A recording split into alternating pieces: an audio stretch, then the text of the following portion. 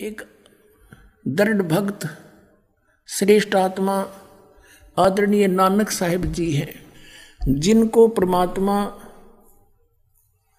बेई नदी पर मिले थे। सुल्तानपुर शहर में पश्चिमी पाकिस्तान के अंदर है वो क्षेत्र। पहले ज्वाइंट भारत था ये सारा, अफगानिस्तान, बलूचिस्तान, पश्चिमी पाकिस्तान, पूर्वी पाकिस्तान और ईरान, इराक तक, गढ़ और गजनीब तक ये भारतवर्ष था। नानक साहिब जी के पहले जन्म सतयुगमय राजा अम्बरीश थे। त्रेता में यही आत्मा राजा जनक हुए और कलयुग में ये नानक राजा जो ना वही आत्मा श्री नानक जी हुए। अपने आत्माओं पहले ये राजा थे, इनके नौकर रहा करते थे पिछले पुनों के कारण, और इन पुनों को स्वर्ग में खर्च करके वापस आ जाते हैं सभी प्राणी। फिर ये स्वयं एक सुल्तानपुर के नवाब के यहाँ मोदी खाने में नौकरी कर रहे थे। लेकिन ऐसी आत्माएं भक्ति बिना रुक नहीं सकती। एक ब्रजलाल पांडा इनको पढ़ाया करता था, गीता जी को हिंदी भी उन्होंने पढ़ाई थी, ये फारसी भी पढ़े थे एक मौलवी से। इनके पिताजी श्री कालूराम मेहता खत्री यानी अरोड़ा जाति से थे, हिंदू परिवार था इनका। और श्री कृष्ण जी श्री राम के खूब तगड़े पुजारी थे, सभी देवी देवताओं की पूजा करते थे। जब ये सुल्तानपुर में नौकरी कर रहे थे, वहाँ इनकी बहन ब्याही थी। इनके जीजा जी जो थे बहनोई श्री जयराम जी थे, उनके ही सिफारिश से नानक साहिब जी को मोदी खाने की नौकरी मिली थी नवाब के यहाँ। और जयराम जी भी वहाँ नवाब के ही सर्विस करते थे, या जैसे वो अच्छे गणमान्य व्यक्ति थे। नानक साहिब जी प्रतिदिन उसके सुल्तानपुर के साथ से बह रही बेई नदी के ऊपर प्रतिदिन स्नान करने जाते थे और वहां बैठकर कुछ देर भगवान का एकांत में चिंतन करते रहते थे। एक दिन परमात्मा सतपुरुष कबीर देव जिंदा महात्मा रूप बना के और नानक साहिब जी के पास गए। नानक साहिब जी से कहा कि हे महात्मा जी, हे भक्त, मैं बहुत भटक लिया, मुझे कोई सतमार्ग बताने वाला नहीं मिला और मुझे कोई मार्ग बताओ। आप बहुत अच्छे भक्त बताए, सभी यहाँ चर्चा है आपकी। तब नानक साहिब जी ने जैसा भी ब्रजलाल पांडे से सुना था वो सारी कथा सुनानी शुरू कर दी। फिर कहा कि अगर तुम मुझे गुरु बनाओ तो गुरु बिन मोक्ष हो नहीं सकता। तो परमात्मा ने कहा कि भाई गुरु किसको बनाऊं, जब तक मेरी आत्मा दृढ़ नहीं होगी। मैं वैसे गुरु तो मैंने बना भी रखा, रामानंद जी, काशी में पंडित स्वामी रामानंद जी से मैंने दीक्षा ले रखी है, लेकिन मेरी तसल्ली नहीं हुई, संतुष्टि नहीं है। नानक साहब जी कहते फिर मुझे बनाओ गुरु।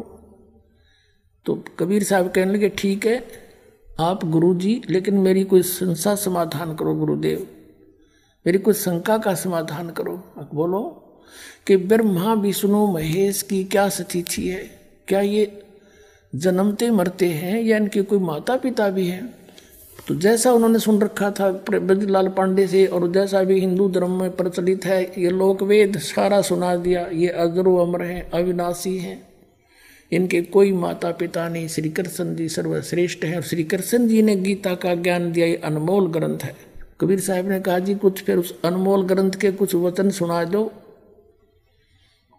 फिर वो नानक साहिब जी ने कुछ जो श्लोक याद थे वो सुनाए। फिर कबीर साहब ने उसके ऊपर कहा कि आप श्री कृष्ण जी कहते हो, श्री कृष्ण जी ने गीता बोली। हाँ श्री कृष्ण जी ने बोली। तो आप श्री कृष्ण जी को अजरो अमर बताते हो, उनकी जन्म मृत्यु नहीं होती? कि हाँ बिल्कुल सही है, नानक जी बोले। अब जिंदा फकीर बोला, कबीर परमेश्वर जिंदा रूप में विराजमान थे कि आपके गीता ज्ञानदाता चौथे अध्याय के 5वें और 9वें श्लोक में, दूसरे अध्याय के 12वें श्लोक में और 10वें अध्याय के दूसरे श्लोक में कहता है मेरी जन्म और मृत्यु होता है। अर्जुन तू नहीं जानता, मैं जानता, मैं जानता हूं।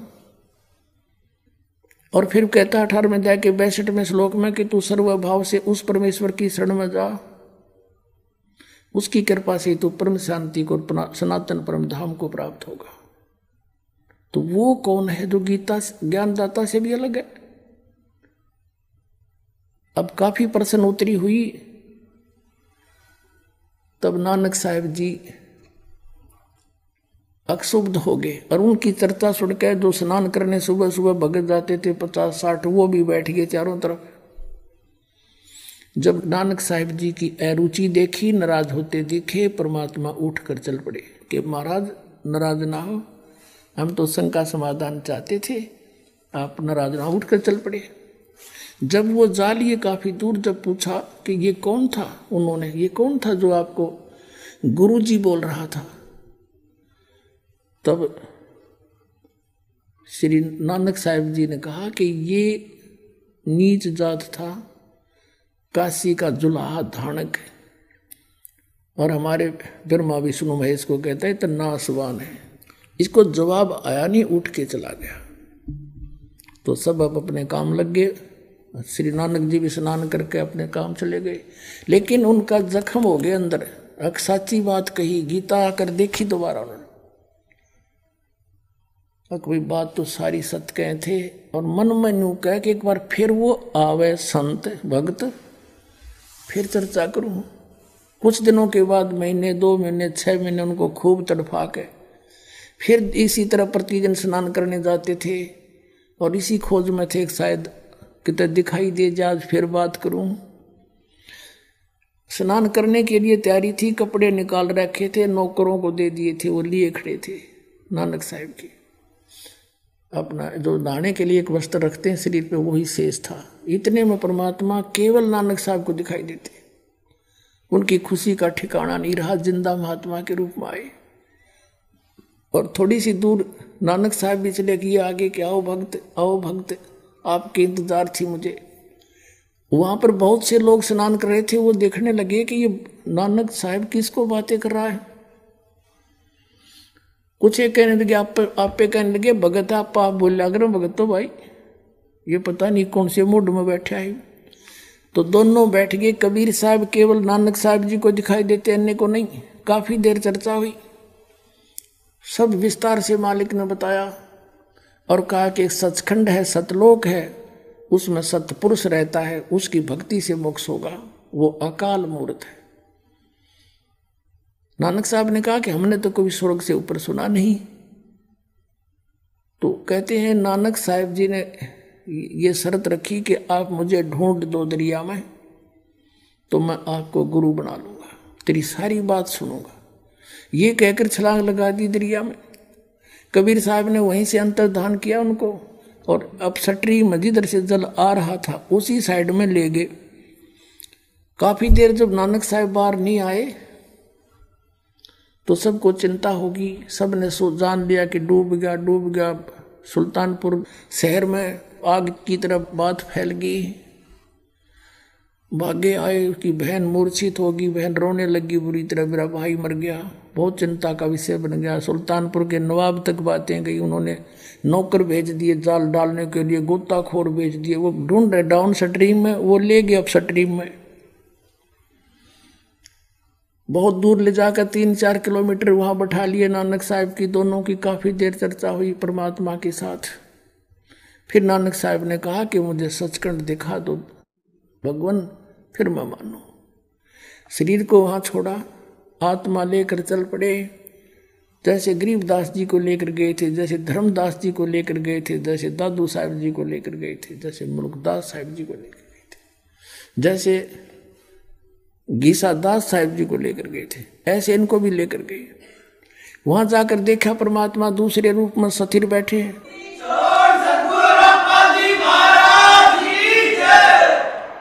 जब परमात्मा ऊपर बैठे हैं ओवरऑल कंट्रोलर के रूप में, करोड़ सूर्य मिला करोड़ चंद्रमा, ऐसा चेहरा मालिक का, ऐसा स्वरूप है उनके। एक रोमकूप की ऐसी शोभा है। एक बहुत बड़े गुम्बद में विराजमान है, बहुत बड़े गुम्बद में, जैसे मंदिर नुमा गुम्बद होता है, बहुत बड़ा, पूरी पृथ्वी से भी बड़ा। इस पृथ्वी ने सीधा कर दे, ऐसे गोल नहीं। और इतना बड़ा गुम्बद मालिक बीच में बैठे हैं। वो जिंदा महात्मा के रूप में परमात्मा साथ से लेकर गए आदरणीय नानक साहिब जी को। तो वहां क्या देखा कि भाई रब तो ये है जड़ा तकत पे बैठा, और यो यहाँ का जो कबीर है, ये बाबा कबीर जिंदा यहाँ का कोई गण है, क्योंकि कबीर साहब जिंदा महात्मा के रूप में गए थे नीचे से, तो चौर करने लगे अपने दूसरे रूप पर है। तो सोचा ये सेवक होगा बाबा जी जो जिंदा नीचे आया है। इतने में तेजो में शरीर खड़ा हुआ, कबीर जो नीचे से गए थे जिंदा महात्मा वाला शरीर विराजमान हुआ, और वो तेजो में शरीर जो रब दिखाई दे था वो लगा चौर करण जिंदा वाले रूप पर। नानक साहब सोच ही रहे थे भाई बाबा जी जिंदा महात्मा पे और रब चमर करता है, ये कैसी अजीब लीला इनकी। इतने में तेजो में शरीर और परमेश्वर कबीर साहब जिंदा वाले शरीर में समा गया, एक रह गई।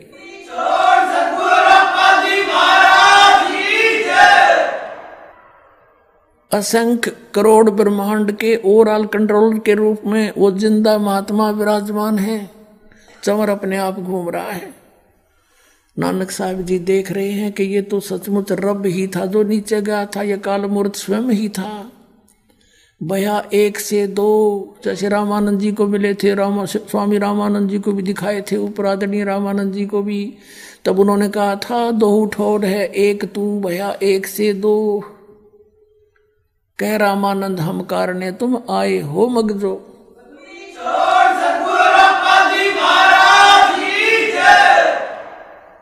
और यही आदरणीय नानक साहिब जी के साथ घटना घटी। और तब परमात्मा ने कहा कि आयम कबीर, मैं कबीर हूं, अल्लाह अकबर हूं, मैं कबीर देव हूं। और काशी में बनारस में एक धानक रूप में रहता हूं, अब्दुल्लाह का काम करता हूं। प्यारी आत्मा, जब मोक्ष चाहिए आपको, सतनाम लेना मेरे से, वहां सतनाम दूंगा। और वो जाप करना होगा 2 अक्षर का है, उससे आपका मोक्ष होगा। वहां तो कहते हैं कोट जन्म तन ब्रह्मत हो गए, कुछ नहीं हाथ लगा रे, कुकर सुकर खरबा बोरे कौआ हंस बगारे। परमात्मा ने कहा कि तेरे बहुत असंख्य जन्म हो लिए, जब से हमसे मिलने से पहले वो गए बर्बाद आपके। राजा अम्बरीश आप थे, राजा जनक आप थे, और अब आप स्वयं नौकर बन बैठे। और यदि हम तुमसे नहीं मिलते तो जीवन व्यर्थ हो जाता है। अपने आत्माओं, यहाँ समस्या आती है कि पवित्र सिख समाज इस बात को मानने को तैयार नहीं है कि नानक साहिब जी के कोई गुरु थे। वो कहते हैं स्वयं ही परमात्मा ही मिले थे उनको, और हम भी यही कहते हैं कि वो परमात्मा ही मिले थे उनको। वो कहते अकाल मूर्त मिले थे, हम भी कहते हैं अकाल मूर्त मिले थे। हम कहते हैं उनको कबीर मिले थे, दानक दुल्हा काशी वाला मिले थे। तो यहाँ सिख समाज के गले या बात उतरती नहीं कि नहीं, ऐसा नहीं हो सकता। तो पुण्यात्माओं, प्रमाणों के सामने फिर किसी के जोर नहीं चलता। हमारे प्रमाण फिर सबको मनाएंगे कि सचमुच। मजीद जानकारी के लिए जगत गुरु तत्वदर्शी संत रामपाल जी महाराज द्वारा लिखी पवित्र पुस्तकें ज्ञान गंगा जीने की राह मंगवाने के लिए अपना नाम, पूरा पता हमें व्हाट्सएप करें। हमारा नंबर है 3177022845।